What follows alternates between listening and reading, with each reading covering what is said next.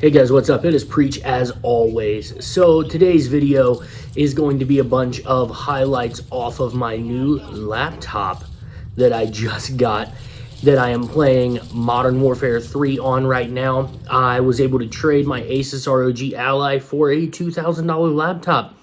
That is pretty awesome, and as you can see in some of the highlights in the background, is running COD at over 120 frames per second most of the time while on a laptop. That's incredible. This thing has a 240 hertz display, and I want to talk about the pros and cons to playing Call of Duty on a laptop during this video and let you guys decide if that's something viable and something you want to consider if you're a PC player, a console player, whatever. If having a laptop to play Call of Duty on is something you want to do. But before we jump into discussing that, you guys know what to do. If you guys like this video, smash that thumbs up button, subscribe if you're new here, and turn the bell notifications on if you want to know every time I post a new video. So let's go ahead and jump into talking about this. There are some things that we need to discuss that are pros, some things that we need to discuss that are not so good, cons, as we like to call them. So we're going to jump probably into the cons first, and then we'll go into the pros later. The cons are this.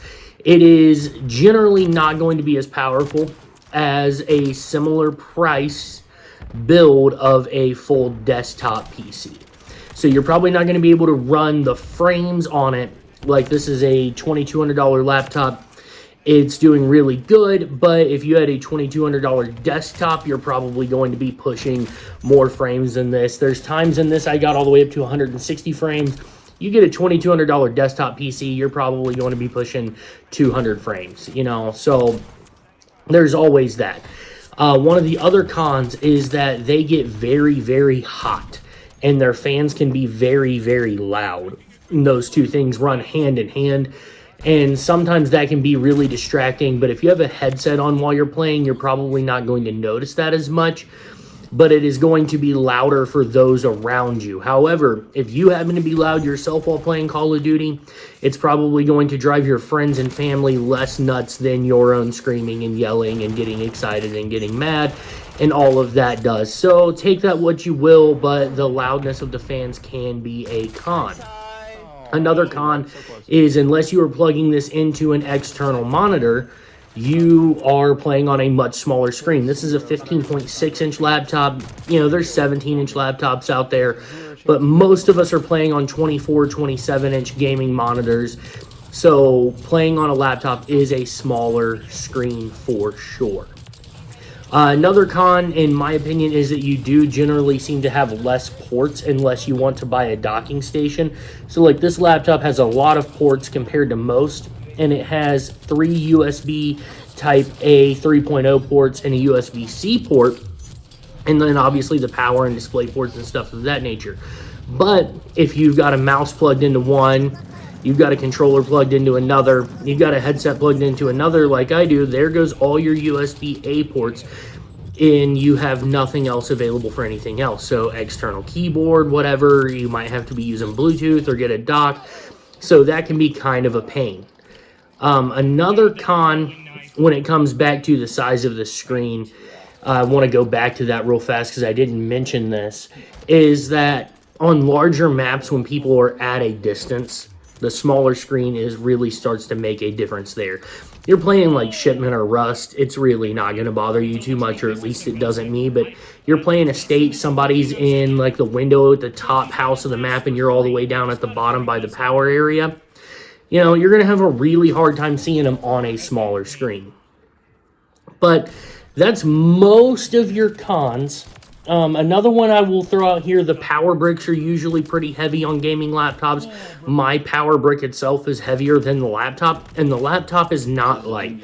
So weight can be an issue. You're probably not going to want to set this on your lap due to weight and heat unless you have something to kind of dissipate that heat, such as a cooling tray or something of that nature. So While they're portable, they're not as portable and easy to move around as one might think they would be. It's not like taking around an iPad or something.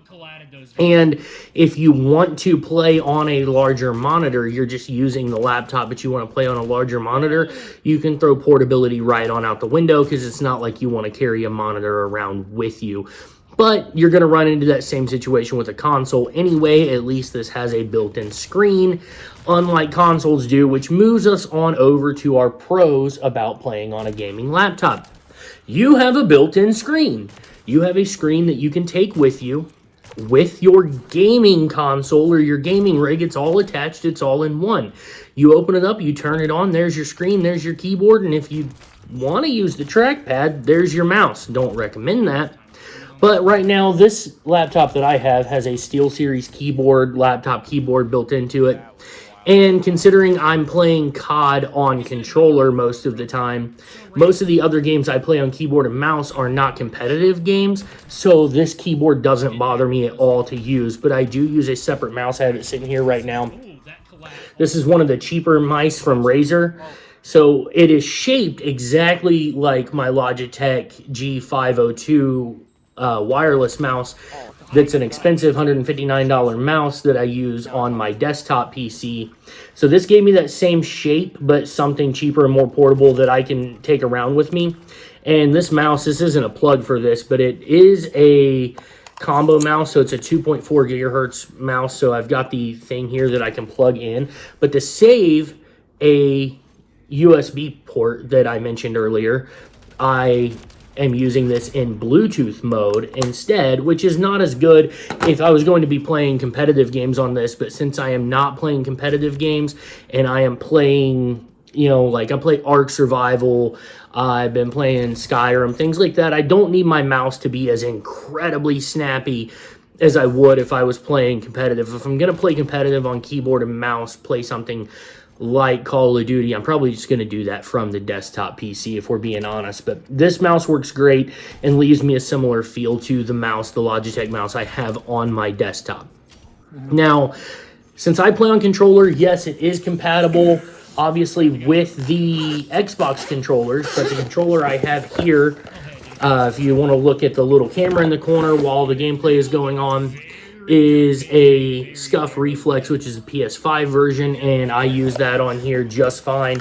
Most of this gameplay, not all of it, but most of it was used with this controller. The rest was with my Scuff Instinct, which is the Xbox version of the same thing. So it does have, obviously, full controller support and keyboard and mouse support, whichever you want to do. Another big positive to this is obviously the portability, and while I said it's not as portable as it could be, it is still a very much portable device. I brought this into my workplace today, not for gaming, but because I need to use it because I want to start actually being able to do some of my work from home. So I wanted to copy a bunch of my files over today, and I was able to bring it into work. And this here little backpack where the power brick goes. I've got an HDMI cord in there. I have got an Ethernet cable in there. I've got two mice because I have another Razer mouse that's wired, and I just prefer wireless with a laptop. The controller fit in there, and I've even got a cooling fan at the house that would fit in there, but considering I'm not bringing it here to game, the cooling fan isn't really necessary. So there is that. Another big benefit to me that I'm having, and this isn't gameplay specific, but it's still due to my games, is I've been able to take my clips, whether they're from my desktop or from this, and instead of having to sit at the desk in a harder chair, being uncomfortable, and cut and edit clips and get them set up for videos such as this one, or for, my montage is going to come out here in a couple weeks, or anything of that nature, I can just take the laptop and I can go over and I can sit down on the couch, throw a pillow on my lap, sit it on top of the pillow, that, with the cooling fan that keeps the heat away from me, props it up at a good level. I can literally put my footrest up kick back on the couch, chill, and be using Adobe Premiere to edit clips, edit videos, and do stuff like that. And honestly, you can't beat that, man. That has made my life a lot easier, and I think it's going to be able to produce a lot more videos for you, and even be able to produce a lot more properly and finely edited montages when I drop those for you guys, for one reason, okay? I get uncomfortable sitting at my desk. It's not even a desk. I don't have a desk anymore. I got married. I've got kids. I don't have a place for office space. And so I have a kitchen table. And that is where my computer sits. So I'm sitting in a kitchen chair, trying to use a pillow to give myself some cushion, sitting at the kitchen table. It's uncomfortable most of the time I'm editing, and that's why I haven't been able to produce as many videos as I would like, is because I'm just over there constantly going through this struggle of being so uncomfortable. I want to get up out of the chair, so I rush through an edit, or I just give up on doing edits and I move on and I don't produce videos. This is going to allow me to go sit on the couch and edit videos comfortably. You know, we can have a movie going on. My wife can be watching a movie, one of her shows. I can sit there beside her, spend a little bit more time with her. I can even be watching the show and have a headphone in one ear editing videos while the laptop is on my lap, instead of being isolated over in the other side of the room, not paying attention to anybody else except for myself. So there is a lot of pros for me in having this. Now, I thought there would be a lot of pros in the Asus ROG Ally, and there are, but what I really ran into is I like higher-end AAA games, and it really struggled to run those unless I bought the like $1,500 eGPU, which by that point, if I'm setting 1,000 things up just to be able to use this thing properly, why not just have a laptop like I've got sitting here?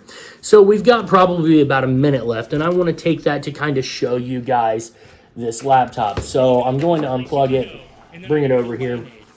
It is by MSI. And as you can see, it's a bulky, heavy-duty bad boy. They kind of try to make it very futuristic looking. It does scream gamer, which I'm not a huge fan of, but you can see the ports that we have on the back here. Power port. We got a USB-C type display port, an HDMI port, and an Ethernet port. So then on the side over here, we've got a USB-C and a headphone port and a USB 3.0. On this side, two USB 3.0s and a SanDisk port for your SD cards. So it's a pretty sweet laptop, 240 hertz display. I enjoy it, but hopefully you guys enjoyed this video. It lets you guys know some pros and cons to whether you want to use a laptop to play Call of Duty or not. I will catch you guys in the next video. Preach out.